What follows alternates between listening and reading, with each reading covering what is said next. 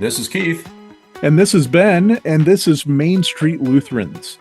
This episode, our 19th episode, I'm very excited that we'll be on to episode 20 soon, but our 19th episode is about deacons in the ELCA. I know a few deacons. Keith, you know a few deacons. What do we know about deacons? I even know one or two Deaconesses, Ooh. which are same thing but different, depending Come to think of it, I actually just know two Deaconesses. Yeah, and so we're going to have this episode is going to explore all of those distinctions and then some about why, kind of where the role of deacon comes from scripturally, where the role of deacon fits into the ELCA today, and it's an interesting history because, as the episode will describe, there's a lot of history tied to the formation of the ELCA and the various mergers that have been a part of that, and some of the way that deacons, as we understand them today, have come about, have to do with how we understood deacons in the past, and there's mergers, and some of it is also just trying to stay in line with our modern understanding of the church and how it works. So I think this is a pretty interesting conversation. Yeah, and these are two folks that you know from candidacy, right? Yeah. Actually, they're both people that I've known for a very long time, at least 15 or 20 years apiece. One of them is Sister Marianne Brock, who is both a deaconess and a deacon, and she'll tell you what the distinction between that is a little bit. I met her when she was the director of Camp Milwaukee, which is here in our Lower Susquehanna Synod. She now has a different role. And Deacon Chelle Huth, who is on staff at United Lutheran Seminary, one of the ELCA seminaries, and one of the parts of her job is to help people in discerning calls to ministry and whether they feel called to become a pastor or a deacon or to pursue some other form of work in the church and or education in the seminary level. Awesome. Well, let's get right into it. Well, hello and welcome to this edition of Main Street Lutherans. I have the opportunity today to be with two of my friends and colleagues, and I'm going to let them introduce themselves because I'll probably mess up their titles anyway. They already previously agreed to go in their version of alphabetical order. So, with that, I am Sister Marianne Brock. I am a deacon in the ELCA, but also a member of the Deaconess community of the ELCA. And my current call is as the regional gift planner for the ELCA Foundation for 3 synods in the central part of Pennsylvania. So Upper and Lower Susquehanna and Allegheny synods. I'm Deacon Chelle Huth, and I am called to serve United Lutheran Seminary as the Director of Contextual Formation, Team Ministry Candidates, Affiliate Students, Certificate Studies, and an adjunct faculty member. And we'll have an opportunity as we go through to maybe talk a little bit about at least what a couple of those things mean. Just for those that are not familiar with United Lutheran Seminary, this is a seminary in Pennsylvania with 2 campuses, one in Gettysburg and one in Philadelphia. And the topic on the table is actually talking about deacons and deaconesses and what they mean for the ELCA. And because these two fine women have been wearing these hats for some time and kind of seen how these roles came about, it seemed like a wonderful opportunity to learn from you about your roles as deacons and a deaconess, and also a little bit about defining what those terms mean. So let's just start with that. I know that the word deacon, you can hear about deacons in Christian circles kind of across denominational lines to a very wide extent and with a really wide variety of meanings, right? Everything from a layperson with some responsibility in their congregation to somebody who actually works as a formal leader in some capacity, but those capacities vary widely.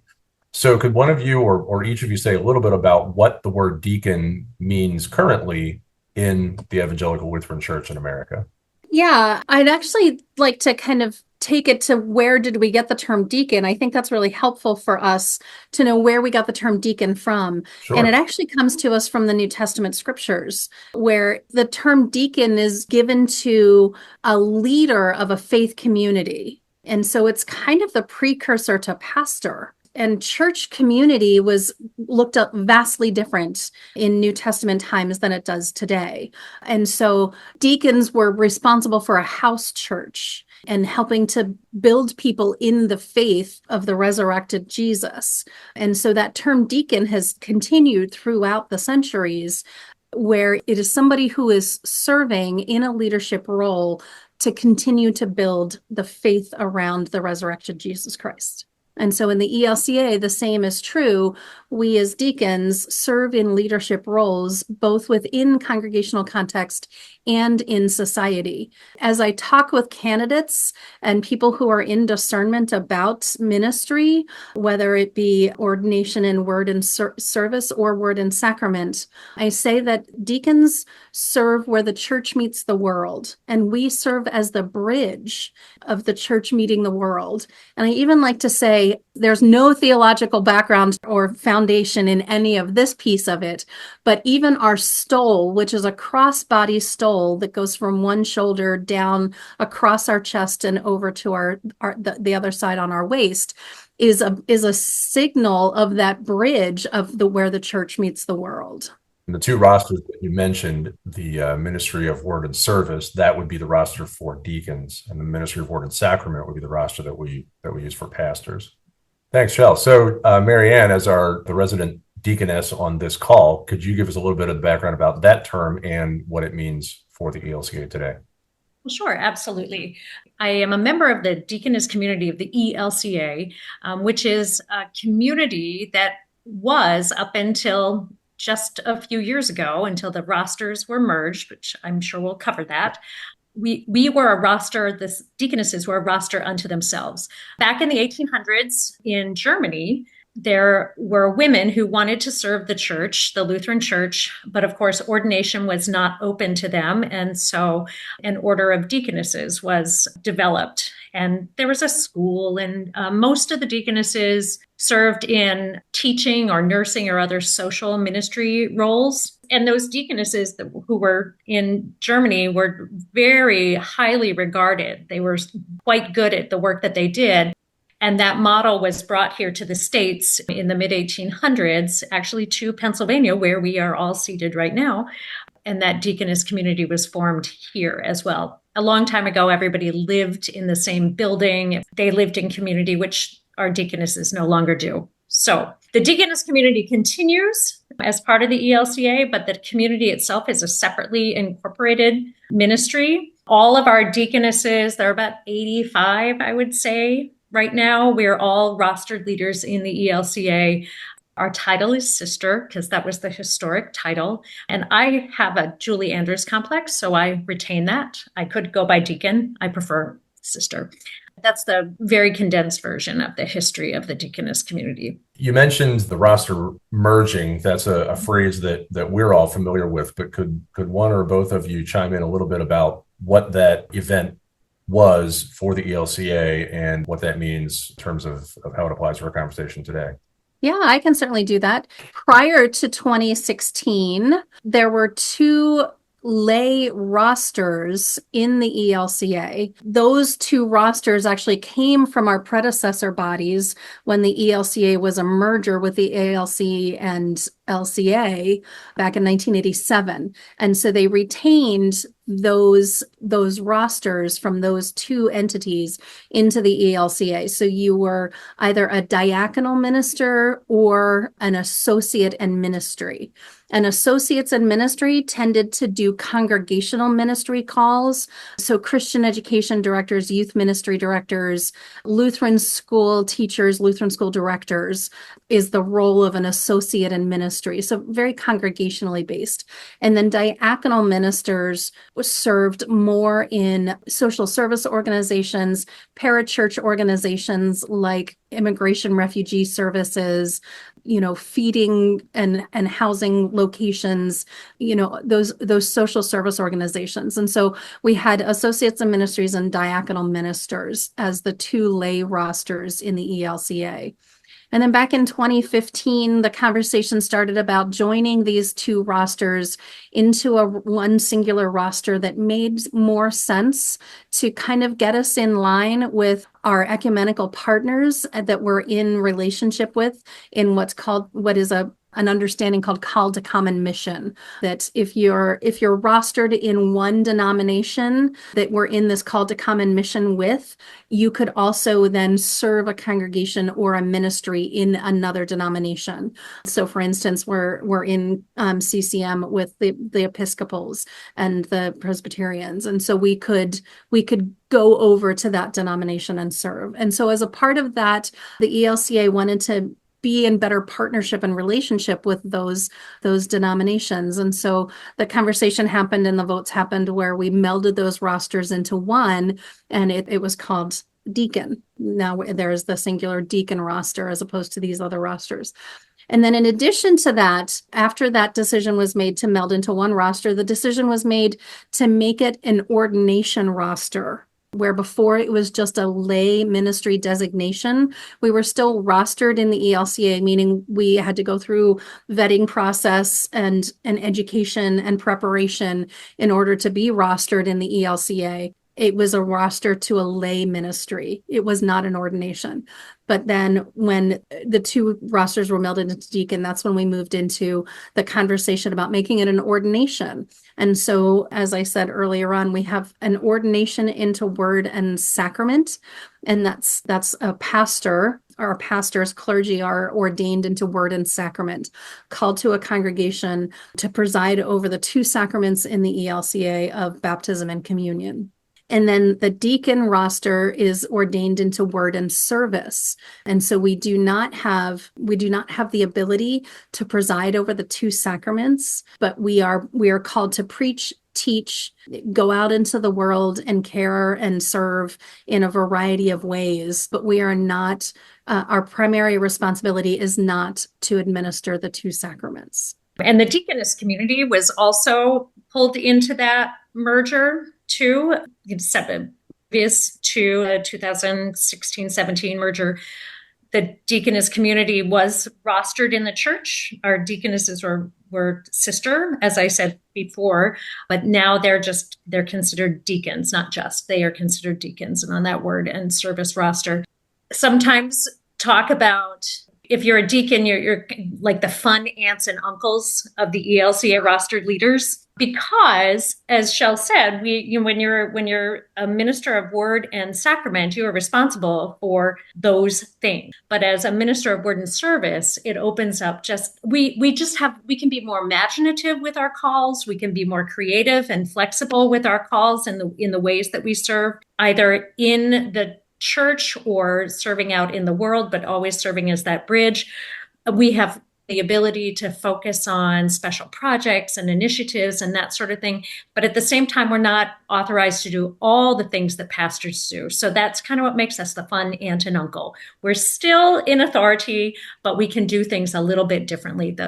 It's not that we bend the rules, but our rules are a little less restrictive than the word and sacrament folks. We have a lot more creative freedom in our call than word and sacrament does necessarily. Typically in the ELCA, word and sacrament is a congregational calling. There could be a calling to synod work as an assistant to the bishop, or there could be a calling to the church-wide offices of the ELCA in those expressions. Outside of that, there's very few callings that are also pertinent to word and sacrament, because the idea of word and sacrament is that you're caring for a congregation and you're caring for the administration of the sacraments to that congregation. But deacons, have a much wider variety of what their calls may look like, is what I hear you saying. Absolutely. I mean, just like with Sister Marianne and I sitting here on this call with you, we have two vastly different calls and we're doing vastly different work, but still really important to the work of the church. And neither of them within the context of a congregation. Exactly. Right. That's exactly right. Yep. For instance, I have a former student that is now working in an organization that helps resettle immigrants when they come here to the nation, to the United States. Her work is with an organization that is not a church organization, but she has a call as a word and service deacon. She's been able to work with the ELCA and that organization to have a call in that non-church organization as a deacon doing that work. So we can be super creative and super flexible, which is one of the parts of our call is that typically we're called to be creative, and we're called to help shape the world through our faith in Christ in a variety of ways. And so it's pretty exciting and really wonderful. I hear that flexibility is the advantage for deacons, but I also know from another role that the three of us all happen to be a part of in candidacy that there's then an added layer of challenge and frustration for deacon candidates as they are preparing to be ordained and looking for, that first role, that first call. Because again, for pastors, it's very clear, that first call is going to be into a congregation in some setting, either as a solo pastor, as an associate pastor, as a lead pastor, whatever, typically. But for a deacon, that first call could be, in as diverse a number of settings as we have the number of deacons. So can you say a little bit about what that process is for how that first call comes about, or perhaps how it came about for you, either one of you, or for some of the other folks that you know?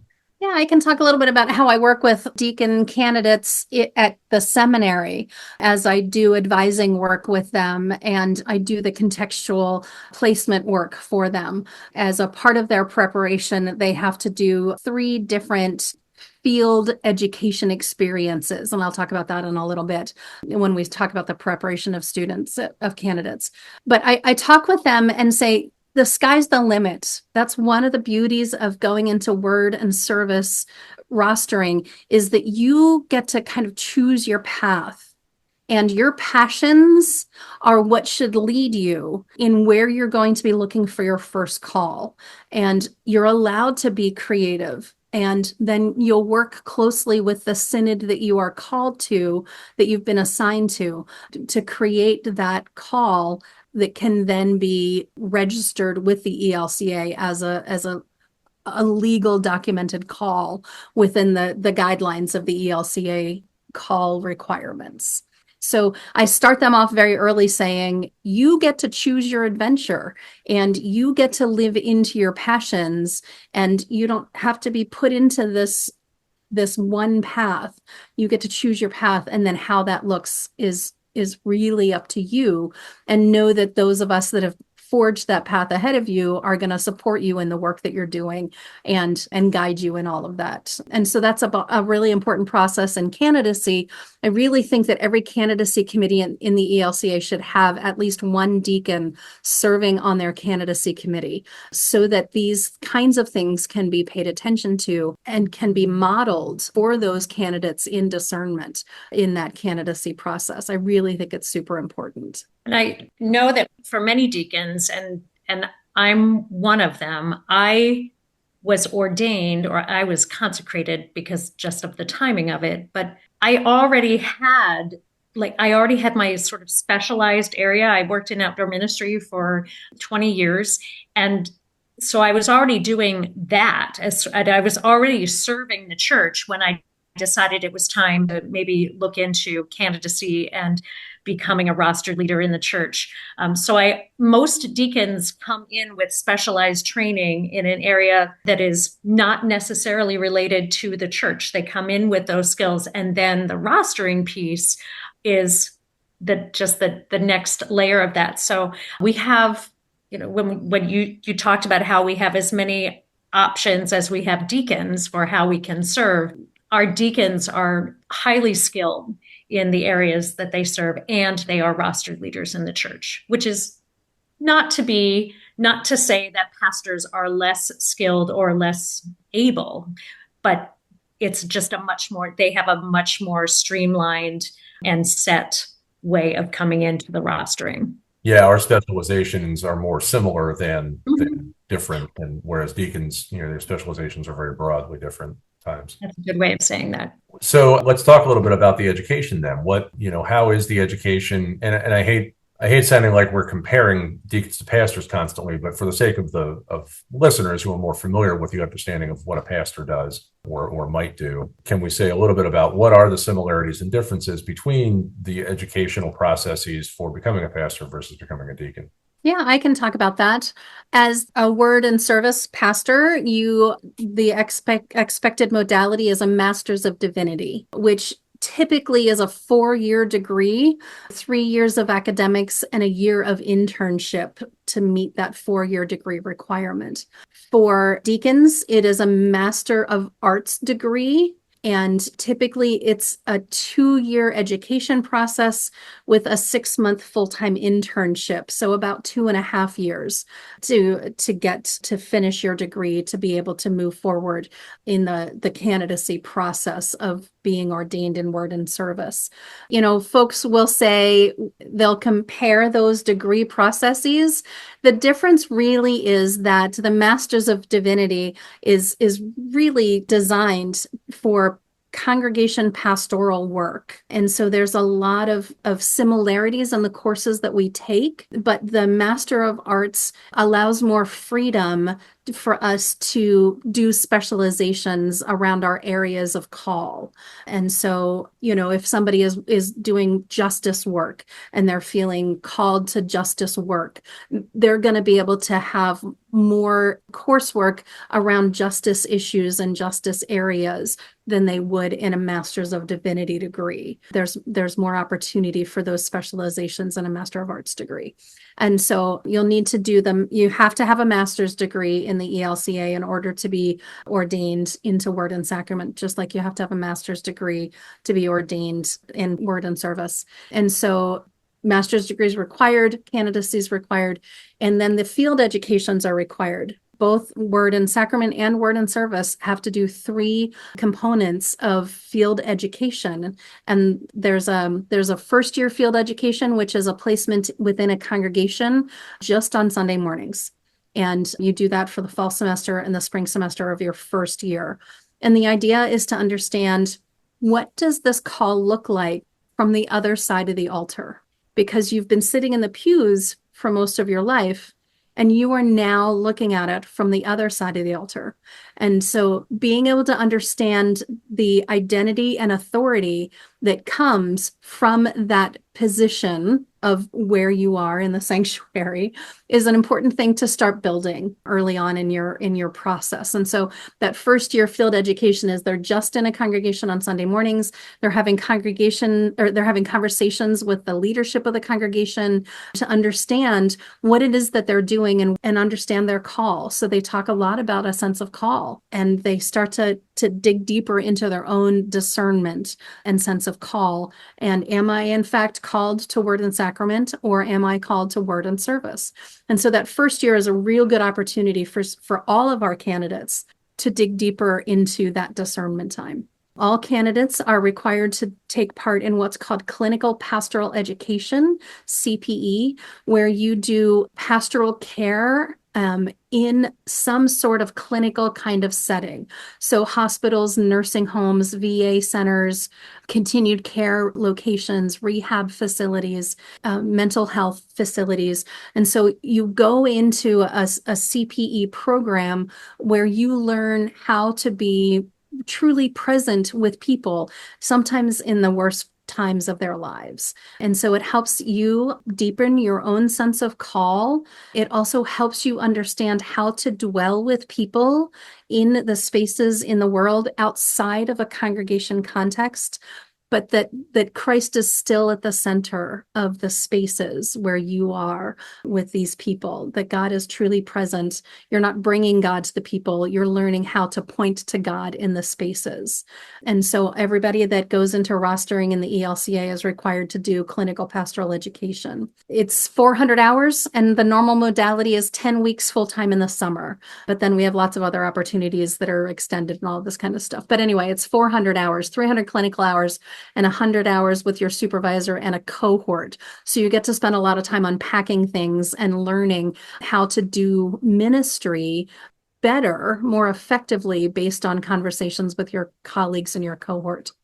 And then each of the rosters is required to do an internship. Word and Sacrament roster is required to do a year-long internship in a congregation setting.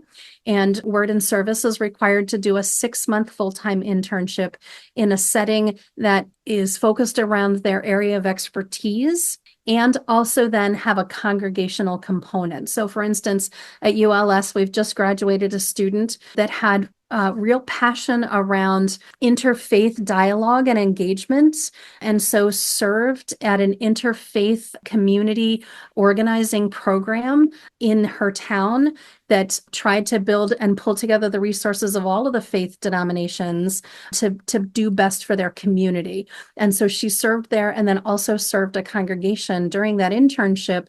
And what she did was she bridged the divide or the distance from that interreligious organization and the congregation, and has now created this beautiful relationship with that congregation and this interfaith organization that had not existed before. And so her internship looked like, what are your passions and how does that fit into bridging the church and meeting the world?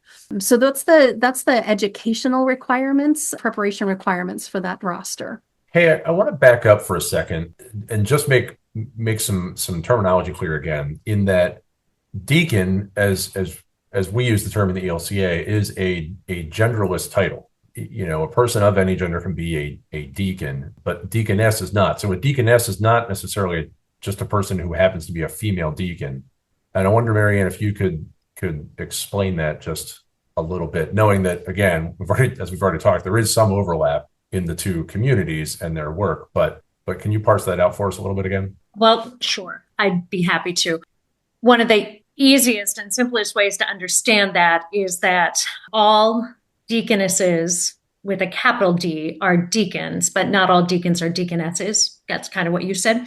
I am a deaconess because I'm a member of the deaconess community, which I talked about a little bit ago. It's a separately incorporated ministry, but also part of the roster. You can also be a deaconess if you're a member of the Lutheran Deaconess Association, which is an organization, also an organization that is apart from the ELCA, but many of the members of that association serve in ELCA settings and congregations. So their title is deaconess, but they are not necessarily rostered in the church. To be in the Lutheran Deaconess Association, the requirements are quite different, and it's not a recognized roster of the ELCA. Again, they're doing wonderful work and often in an ELCA setting. So that's super confusing. Thanks for letting me clear that up. But also, so a lot of it is terminology, but there is something behind that terminology. Mm-hmm. I can use the title of deacon, but I don't, because I love my call to serve in the deaconess community. And so I like to lift that up, and I like to be able to also present that as a possibility, because that roster is not closed. We're still bringing in new candidates in the deaconess community. So yeah, so there, I've made it perfectly clear. Well, and also, I mean, it can also be the term that's used for a female deacon. Right. So I could call myself Deaconess Chelle, but I also understand the importance of the deaconess community, and I am not a part of that deaconess community, and so to call myself deaconess doesn't make any sense. I am a rostered deacon in the ELCA and not a part of the deaconess community.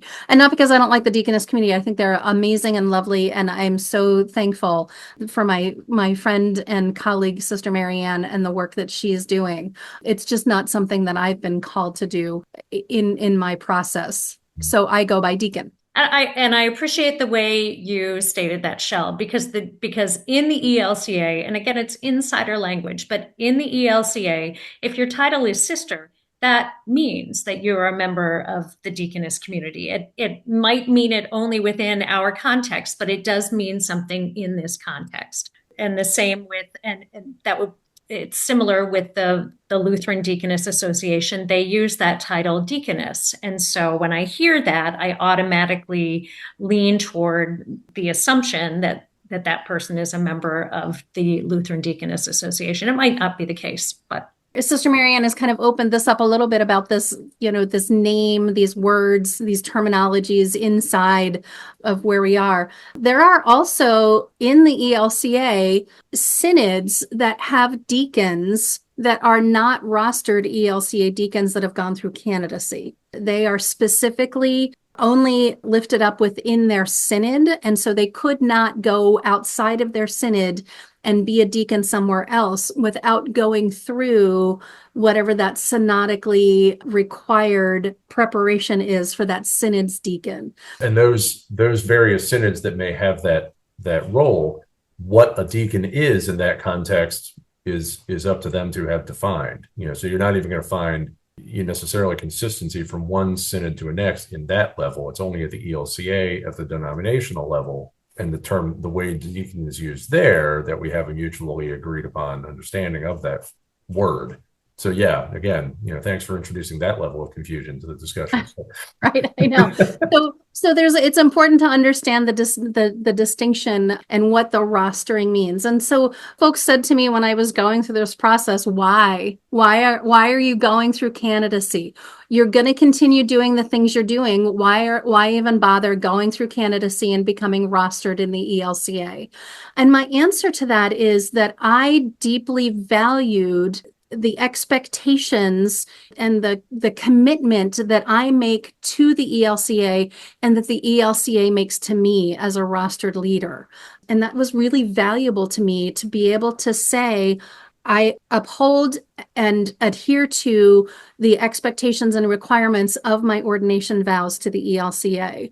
And so that gives me a higher level of responsibility to myself and my words and the work that I'm doing, so that it's not just Chelle out there serving a congregation, but that I am a part of something larger that has expectations and helps me lift up that work that we as a denomination are doing here in this world. And so it was important for me to be a part of the roster so that I could continue to build something that I am committed to. And that is the ELCA. It also means that we get to go to conference meetings, that we are expected to be at synod assemblies and those sorts of things. So yeah, those expectations are there too. But in those places too, where we're rostered leaders alongside our word and sacrament colleagues, those responsibilities and expectations are there for us, which were not necessarily always there for us or even open to us when we were serving in a lay capacity. Yeah, for instance, prior to the ordination, the melding of the roster and the ordination of deacons, associates in ministry and diaconal ministers did not have votes in ELCA policies or polity in any way. The only way that you had vote was if you were a voting member from your congregation. And so now that it's an ordination roster, we are now considered part of that voice and vote as an ordained member of the word and service roster in the ELCA. So that also came along with it, that not only do we just have voice, we now have vote as a rostered member. And that's important too, because we have things to say about how we think the ELCA should be moving into the future. We also get to fill out an annual report to our bishop. So we get to do that too. Yeah. That is a great blessing and gift. It is. It's accountability. It's about accountability for us. Right. Sure. I think that's important, that we're required to do continuing education. We're required to be at things like Synod Assembly, like Sister Marianne said. The accountability for us was important for me, and one of the main reasons I sought the rostering and the shift in the roster to an ordination, because I want that accountability, because I believe in the ELCA and the work that we're doing and the message that we have about grace in this world. Well, and I think even for members in the pews, or perhaps people listening to this podcast too, to remember that our pastors are accountable to more than only their congregations, in the same way that, we attend these larger body meetings, whether it's our local conference or our synod assembly or the denomination's churchwide gathering every couple of years, that we are a part of something more than simply our own congregational settings. And again, deacons serving in others variety of contexts, have that same accountability. So Thanks for that. Chelle, you mentioned about the future of the ELCA. What do the two of you see as the future of deacons, and how that future is tied to the future of the ELCA?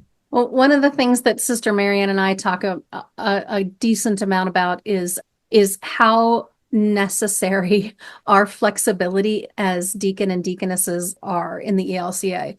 Sister Marianne and I could actually be supplying in a congregation every single week of the year. That's how often there are needs to have a congregation served on a Sunday morning to lead worship and preach. And we're not producing as a denomination, we're not producing enough pastors. And that is a problem for us as a denomination. You know, our word and sacrament colleagues are not doing enough work in their ordination vows of lifting up future leaders. Not you, Keith, you're doing a great job of that, lifting up future leaders. It's part of your ordination vows to lift up future leaders in the church. And we're not doing that in the ELCA. And so there are lots of vacancies within the ELCA. And so that's one of the areas that deacons and deaconesses are able to serve, because we have that flexibility of not being called to a single congregation. We can make ourselves available to be out. And I could be in 52 different congregations in 1 year. There's that much of a need going on. And the same with Sister Marianne. And so one of the things that the ELCA is going to learn from us as deacons is how to be more nimble and flexible in what leadership looks like and what ministry looks like. That it's not just congregationally centered, but it is community centered. And community can look a variety of different ways. One of the congregations that I'm working with right now, they're starting to have conversations about what does it look like to pair up with a couple of other congregations and we share ministries together, because we're all fairly small, but together we could be pretty mighty. And so I think that's the future of the ELCA, is looking at that it's not just a congregational model, but more a community model. And deacons can be strong leaders in helping to set that vision and working in those ways to help the ELCA move into that new way of thinking. Yeah, I really feel like as the ELCA moves forward, I think the opportunities for deacons is just going to increase. We can think of it as a shortage of clergy, or we can think of it as an abundance of congregations, but either way, the problem is the same. But there are opportunities for deacons to serve those expanded congregational settings, maybe that community-based model, which is in many ways an old model. Everything old is new again. But where deacons and pastors can serve alongside one another to serve a cluster of congregations, where each congregation might not have weekly Eucharist, because on certain weeks they would be served by a deacon and other weeks by a pastor. There are ways that we can look at that. But the beautiful thing about the deacon roster increasing is that we are available to the church, and we have been educated and we have been vetted for leadership in the ELCA by the ELCA. And so we can serve in those ways and help the church continue as we grow and change. Yeah, because we've been passionate and creative in our calls and in our sense of discernment. And so we can help the ELCA think creatively about what the ELCA looks like moving into the future. And it's super exciting. I think this is a really exciting, wonderful time for the ELCA, a denomination centered around grace and centered around love of neighbor. You know, it can look really beautiful moving into the future. And I'm super excited. I know there's a lot of folks that are just kind of like, you know, poo-pooing and fussing and complaining, but I thrive on those kinds of things. And many, many deacons do. We thrive on creativity and variety. And so most deacons are super excited to be a part of the conversations of the future of the ELCA. If the ELCA hashtags, one of the ELCA hashtags would be grace, but another one would be hashtag priesthood of all believers. And I think that the deacons, we love, part of our call is to empower the laity. And so we helping to help others think about their own work, be it in the church or outside the church, but as their own call and their own way of serving. So deacons are doing that. We've been doing it, and we're going to continue to do it. Deacons got a deek. I don't know what that means, but I do like saying it. And I like to say our hashtag is Deacons, we get stuff done. Yeah. Right.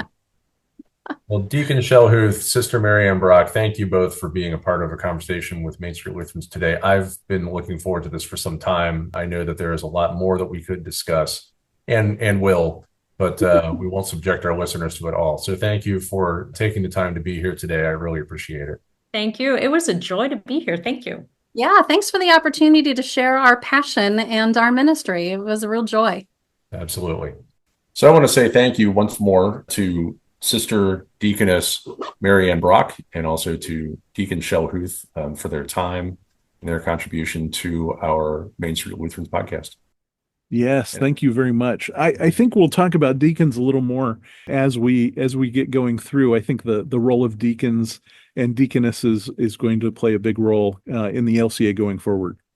Yeah, I think that's true also. And I think there's also a lot of curiosity for people, about the role of deacons and who they are and what they do. People seem to have a sense of what a pastor is and may or may not have a sense of what a deacon is. And it's such a malleable term, cross-denomination lines. It can mean so many different things. So it's a lot of education to do with that. That's right. So on to our catechism questions. Yes. So last episode, our question was, what technology made Martin Luther's writing spread faster and farther and faster than prior critics of the Roman Catholic Church? The correct answer was the Gutenberg Press.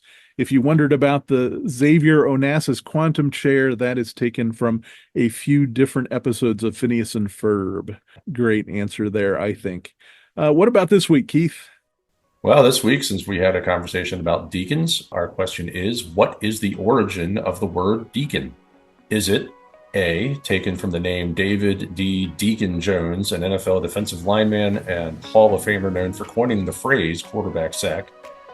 B, a reference to the rodent poison known as Deacon, which church sacristans and sextons use to keep mice away from the communion bread? Is it C, derived from the Greek word diakónos, which means servant, waiter, or administrator? Or is it D, a much appreciated abbreviation of the academic pursuit known fully as Deconstructionist Eschatology and Christological Ontology Nomenclature? Can you say that again? I'll try. Deconstructionist Eschatology and Christological Ontology Nomenclature. Wow. So get your answers to us, mostly by social media or by email. You can reach us by email at mainstreetlutherans@gmail.com. Our website is mainstreetlutherans.com. That's a great place to share our episodes, by the way. We're on the socials as Main Street Lutherans on Facebook, Instagram, Threads, and YouTube. You can call to leave us a message at 734-250-9554. All these things are in our episode notes. Main Street Lutherans is hosted by Keith Fair and Ben Fote. The show is produced by Fote Media Productions. Until next time, go in peace. Serve the Lord. Thanks be to God.